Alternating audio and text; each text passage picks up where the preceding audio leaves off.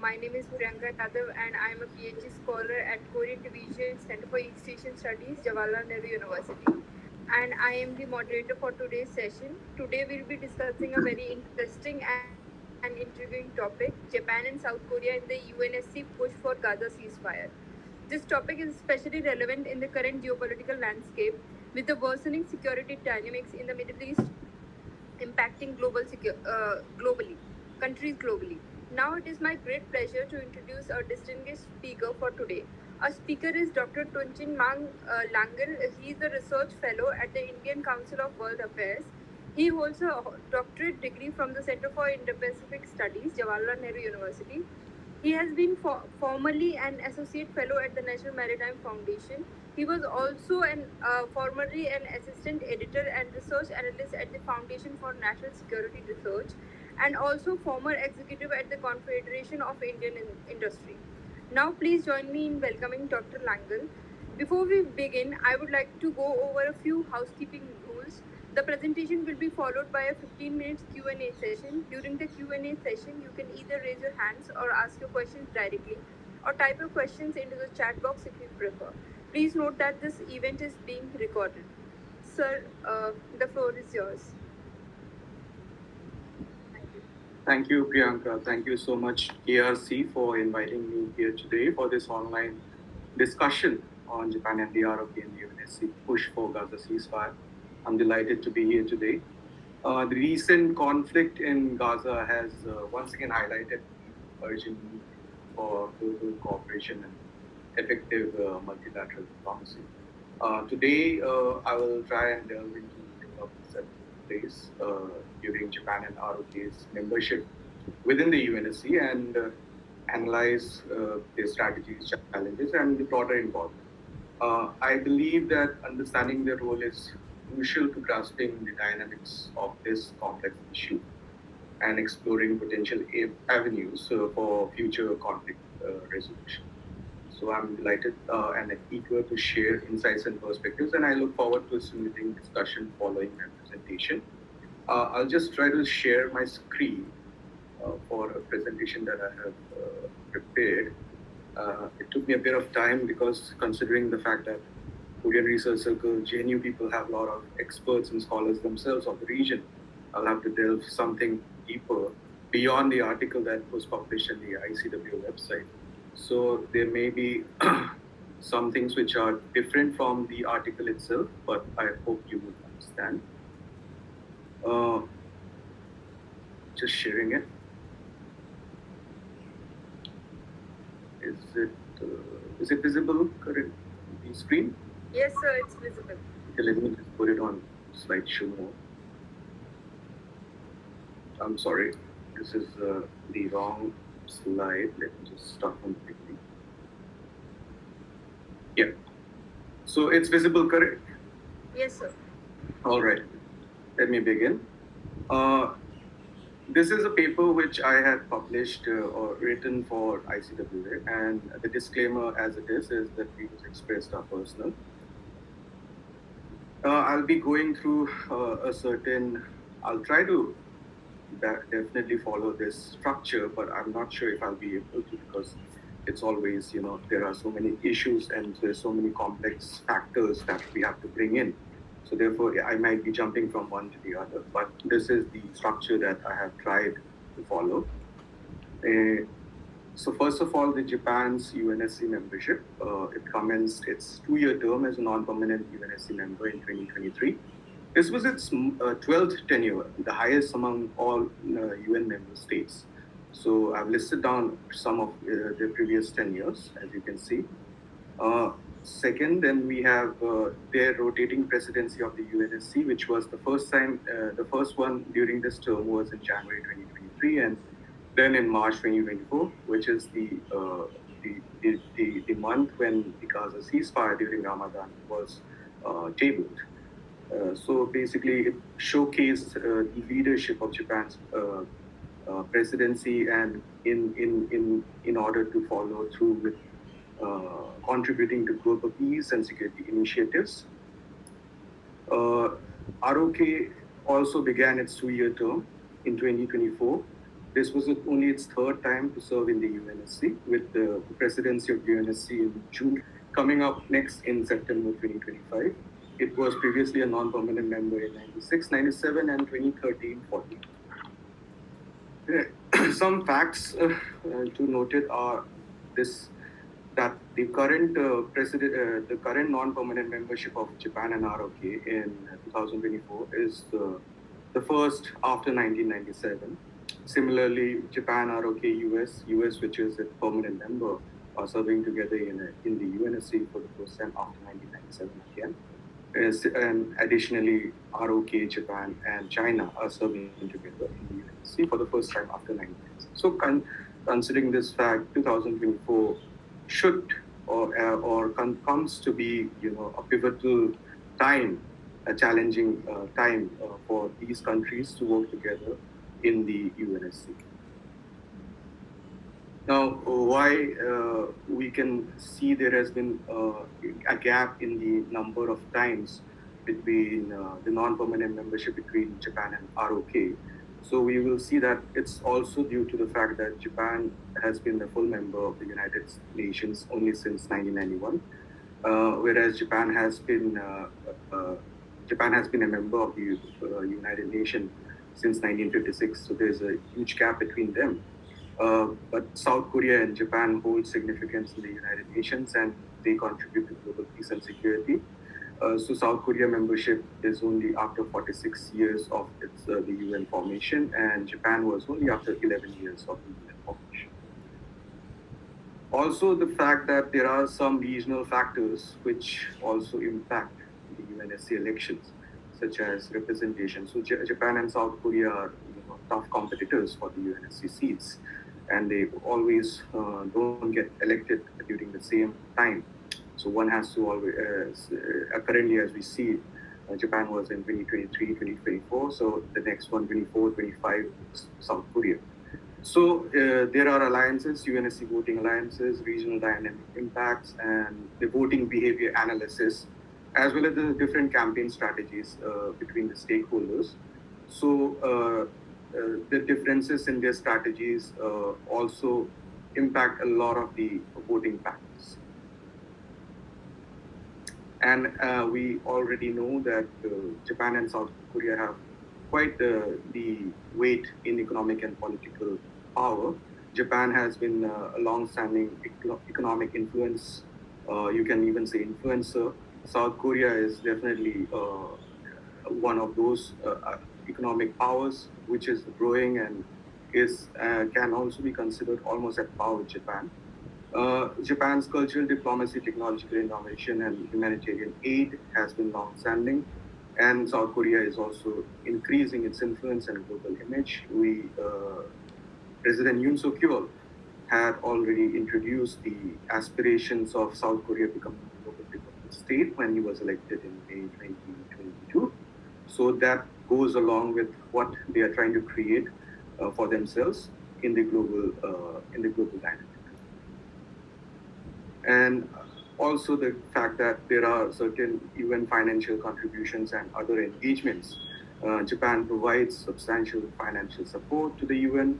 It contributes to various programs and initiatives.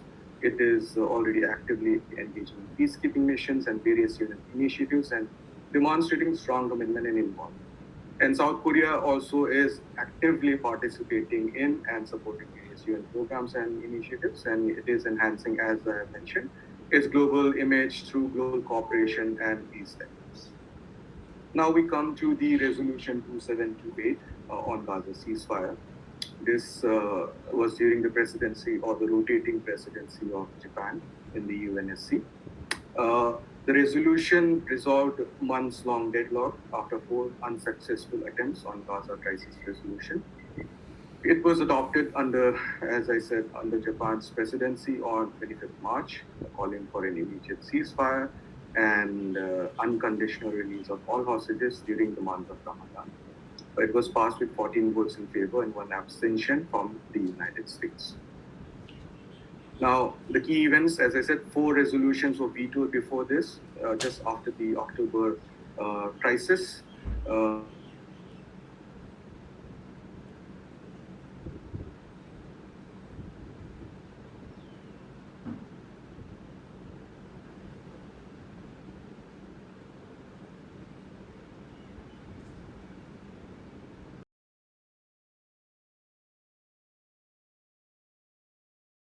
the release of hostages and the other withdrawal of Israeli forces, etc., etc.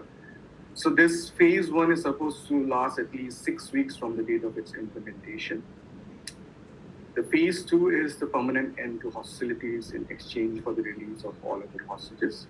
And the phase three is the start of a major multi-year reconstruction plan for Gaza and the return of the remains of any deceased hostages still in the strip to their families. The president or the rotating president of the UNSC during the month of June, South Korea, the representative had mentioned that no other consideration should be prioritized beyond the lives of innocent people, and stressed and expressed hope that the resolution can lead to a concrete outcome on the ground.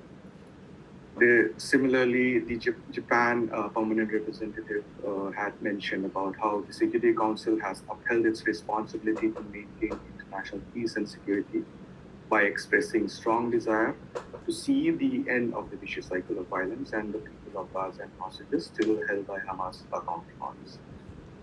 However, there has been a debate about whether or not Israel is going to uphold the resolution. The Israeli representative to the UN neither confirmed nor denied Israel's acceptance of the hostage and ceasefire proposal. This is even after the fact that the US tabled resolution was passed without any vetoes. Basically, the Israeli representative echoed the Prime Minister's statement that Israel intends to keep fighting until all the hostages are freed and Hamas is dismantled. Now, there were some other significant developments also under ROK and Japan's rotating presidency of the UNSC in 2024. So in March 2024, that is on 28th of March 2024, the Security Council failed to extend the mandate for expert panel assessing sanctions committee on Democratic People's Republic of Korea or North Korea. This resolution would have extended the mandate for until 30th April 2025.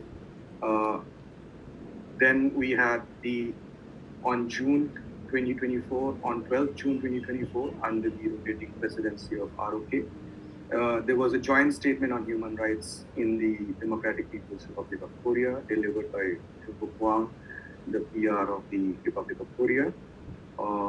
Basically, the statement, a part of the statement, I've just quoted here, reads out as the DPRK, North Korea, is diverting its scarce resources towards its development of nuclear weapons and ballistic missiles in violation of the UN Security Council resolutions at the expense of the well-being of the people in the DPRK alongside political impunity for its human rights violation and abuses at home. So the focus, of course, has always been about nuclear proliferation by the DPRK, but since every resolution that is tabled is vetoed by at least Russia, the focus is now currently looking like it's shifting towards the human rights violation in the DPRK, as we can see that from the statement the joint statement that was delivered on behalf of the 57 UN member states. So this is the conclusion of my short presentation. I hope that it's something that will satisfy the curious lot in the KRC circles. If there is any questions, please let me know. I'll attempt to answer them as best as I can. Thank you. Thank you so much, sir, for that insightful and enlightening presentation. I think we learned a lot about this very new and talked about topic, I think. And through the UNSC presidency, I think both Japan and Korea are trying to explicit or trying to show their increasing role in the geopolitical dynamics and how they are trying to shape as junior partners.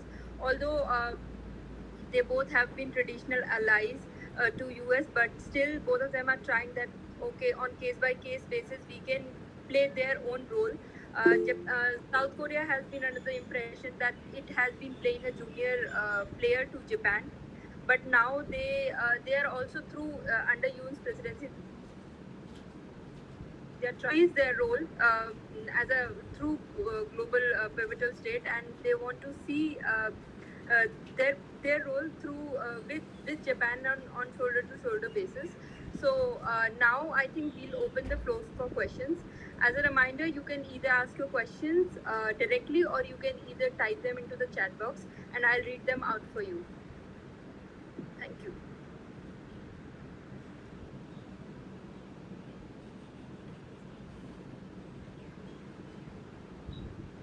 I think there's one question already in the chat box.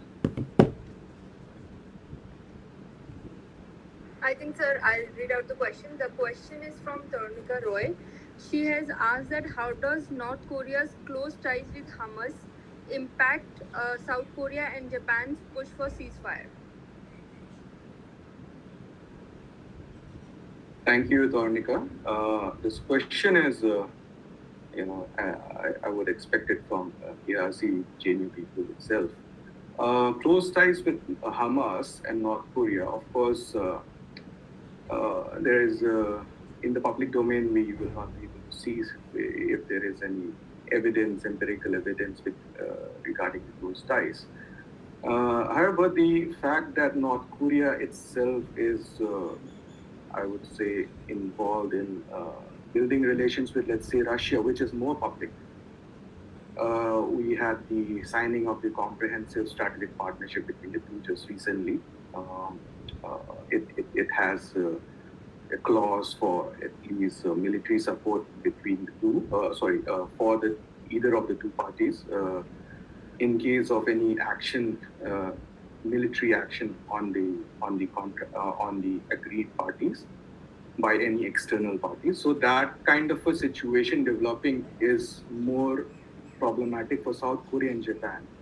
And again, the push for ceasefire, because South Korea and Japan do want a ceasefire, and Russia, if let's say, gets influence and does not, even the US, let's say, does not adhere to the voice of the international community, or let's say the voice of the global South, it will impact South Korea and Japan's push for ceasefire, nevertheless, whether it is close ties with Hamas or whether it's close ties with Russia or China itself. I hope that gives you a certain angle to the question that you asked. Thank you.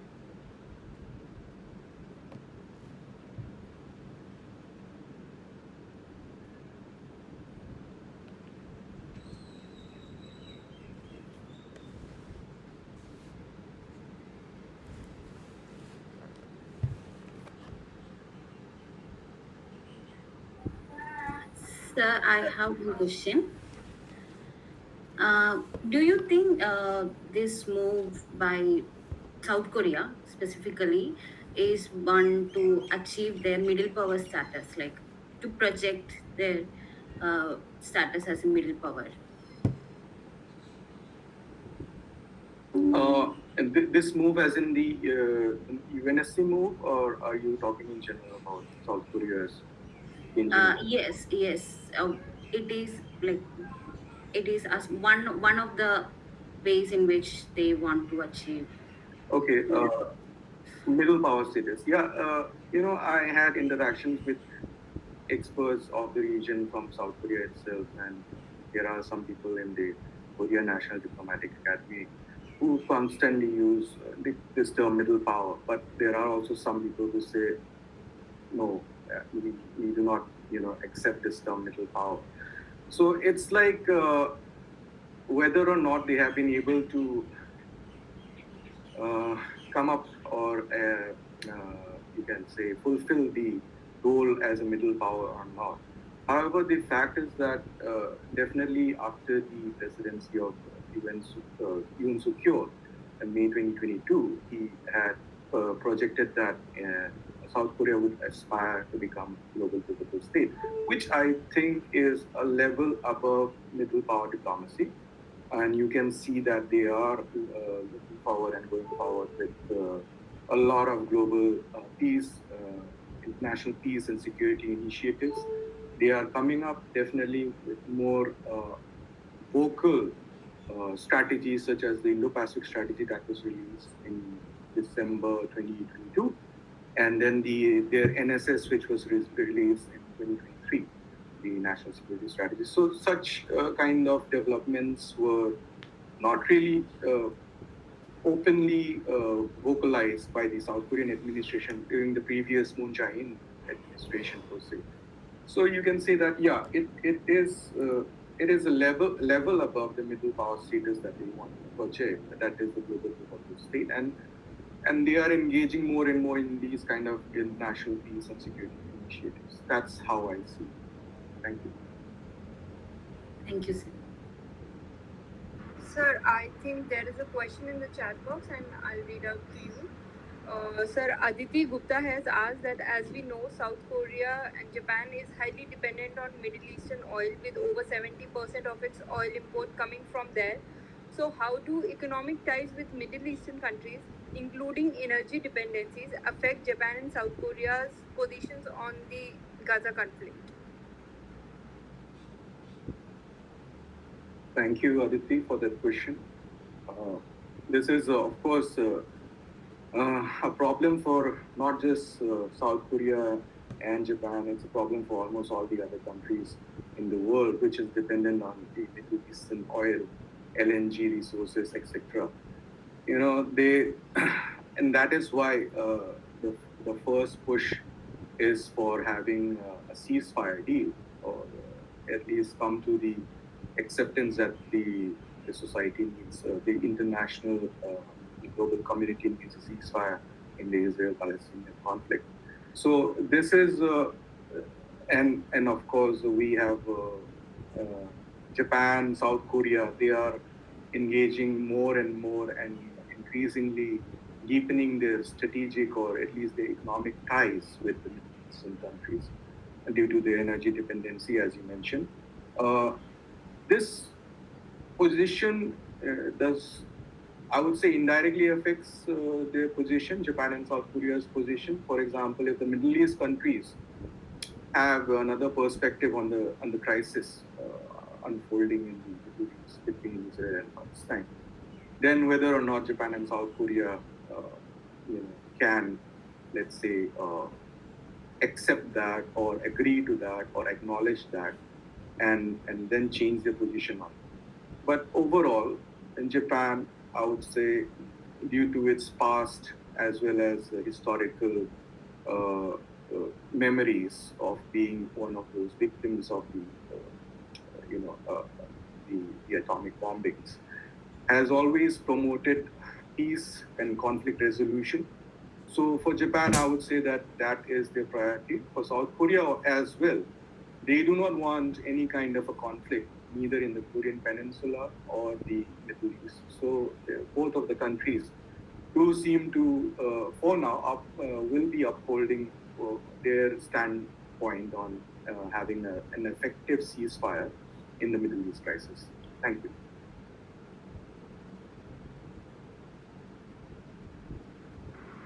Sir, I'll just ask a question that how this North Korea and Russia defense pact, how is it going to impact the security dynamics in the region, in the Middle East region, indirectly or directly, if any?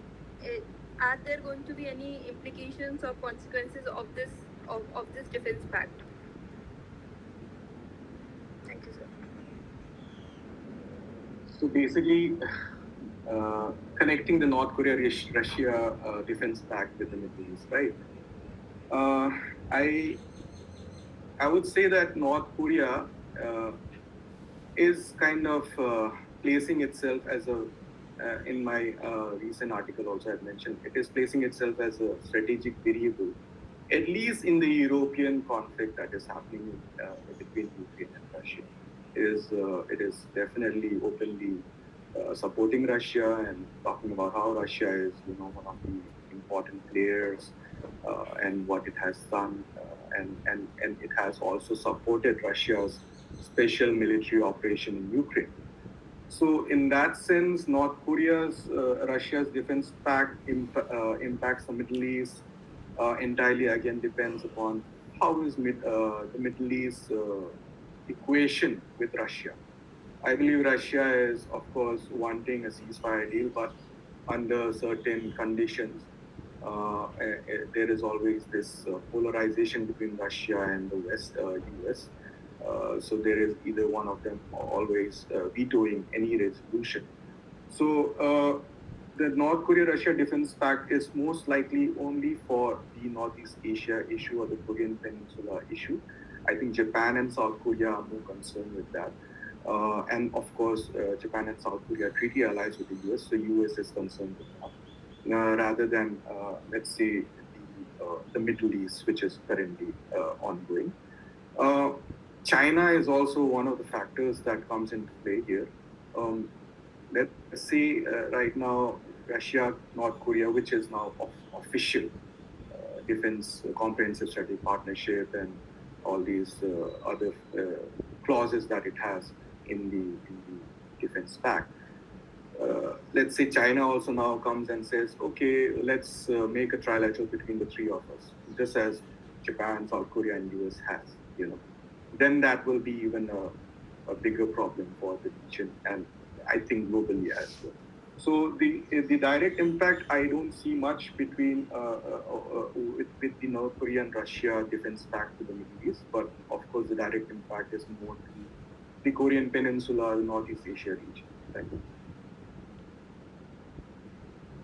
Sir, I'll just ask one follow-up question on what I think Arya asked on the middle power diplomacy of South Korea.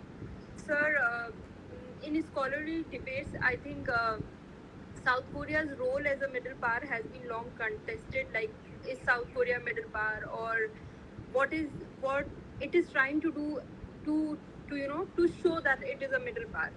But after the democratization which happened in South Korea in the 1980s period, South Korea has shown or exhibited its role in the UN and the other institutions. However, South Korea's role has been limited in comparison to Japan. Given that, I understand that the North Korean threat has limited it, but still, like, now South Korea is trying to expand itself, but still it has kind of made a shift away from the middle power diplomacy, and specifically under current UN administration, they're using the term global pivotal state. So what has been the reasons, like, of a slight shift from the usage of term middle power diplomacy to global pivotal state? Thank you, sir. A very interesting question. Definitely, the shift from, let's say, middle power diplomacy to the global pivotal state is based upon how each administration, each party in the Korean parliament sees itself, sees the country itself. The progressive government under Moon Jae-in wanted to, let's say, not rely on the US alliance a lot. That's why they even held the North Korean summit as well, which was one of the most a milestone achievement, definitely, following Moon's peace first policy. So those kind of diplomacy efforts reflected what we can say was a middle power status, but then there are always scholars and experts who have contested that it only shows a regional influence, not a global influence. So, for example, the Indo-Pacific strategy, which was coming out during the early 2015, 16, 17, and India had already made joint statements with Japan regarding Indo-Pacific. US came out with it, Australia came out with it, ASEAN came out with an outlook on the Indo-Pacific. So these kind of things occurred, and that time Moon Jae-in administration was still looking at the NSP, the new Southern policy, and then the NSP Plus, which was introduced after the COVID. So it was like, is South Korea doing this just to focus on the regional aspect, or what is its kind of aim and objective? But soon after the introduction of President Yoon Suk-yeol, as I said, December 2022, they introduced the Indo-Pacific strategy. Earlier, of course, the Moon Jae-in administration was accused, or let's say, they were being blamed as saying that they are not following any concept of Indo-Pacific, or they are not vocalizing any aspect of Indo-Pacific strategies because they don't want to associate themselves with the US. But the thing is that Indo-Pacific strategy for any country is different from the other. Of course, they have a common, let's say, theme. But Australia's Indo-Pacific strategy, India's Indo-Pacific strategy, now South Korea's Indo-Pacific strategy, and Japan's, they all have different agendas. But of course, they come out with the one common theme of free, prosperous, peaceful Indo-Pacific. So that is the only common binding theme, But at the end of the day, it's their own individual Indo-Pacific strategies. It does not mean that you are bandwagoning, or you are kind of aligning with a certain perspective or a certain strategy from because you are a US treaty alliance partner as such. So the shift is because South Korea, as President Yoon Suk Yeol wanted it to become more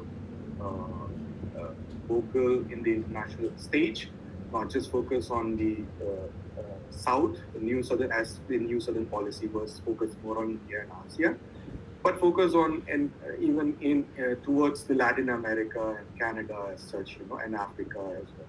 So that is what, and in order to even get more and more opportunities in the UNSC as a non-permanent member to be elected, they need to increase the regional influence, the global influence. And for that also it plays a part. This the global pivotal state that they are aspiring to, it will play a part in future. So that will be, I guess, my answer to you. Yeah, thank you. Thank you, sir. I think Hanisha Shivnani has asked a question. She asked that she wants to understand the domestic perspective regarding in Japan and Korean Peninsula. Are there any pressure groups within countries advocating any side? Thank you, sir. Yeah, thank you. Pressure group in Korea definitely is there. There are, of course, as I said, the progressive liberal government parties would vouch for, or would more and more push for reunification, peace first policy as such. In Japan, there is no open public, you can say, pressure group, but there have always been pressure groups regarding whether or not Japan should become nuclearized again. So in that sense, the contestation would be between the pressure groups which want to become nuclearized due to North Korea's actions, and the pressure groups which do not want any kind of nuclearization and want to maintain the status quo because of its past historic grievances. These are the, I think, you can say, the groups that would be present there. I have not entirely delved into it deeply, but definitely this is some kind of a topic that even scholars like you all can definitely write during your assignments, or maybe make it a kind of a dissertation topic as well. Thank you. Sir, Aditi Gupta has asked a follow-up question, like on a domestic level, how are Japan and South Korea using their public diplomacy to communicate their positions on the Gaza ceasefire to their own citizens?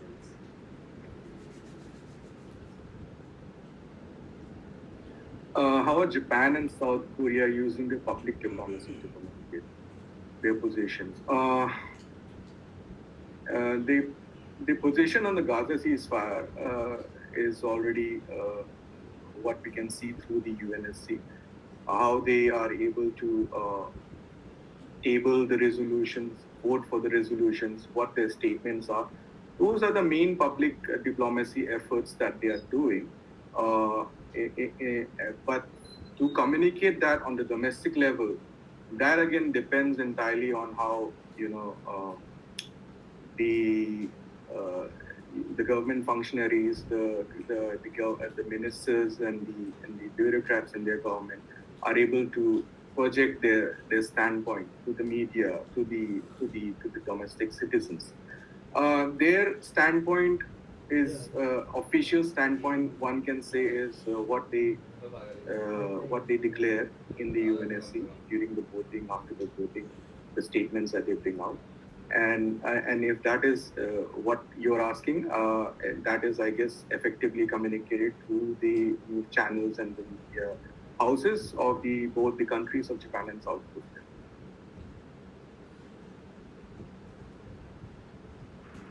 Sir, I think there are no more questions. So I think that brings us close to today's session. So thank you all for your participation and for the engaging questions. I would like to extend a special thank you to Dr. Langel for sharing his valuable insights with us today. This concludes our event. We appreciate your attendance and hope you find it as enlightening and engaging as we did. You can kindly follow us on our social media accounts. Have a wonderful day. Thank you. Thank you so much, Priyanka. Thank you, KRC, for this opportunity. Have a great day ahead. Thank you. Thank you, sir. Thank you so much, sir.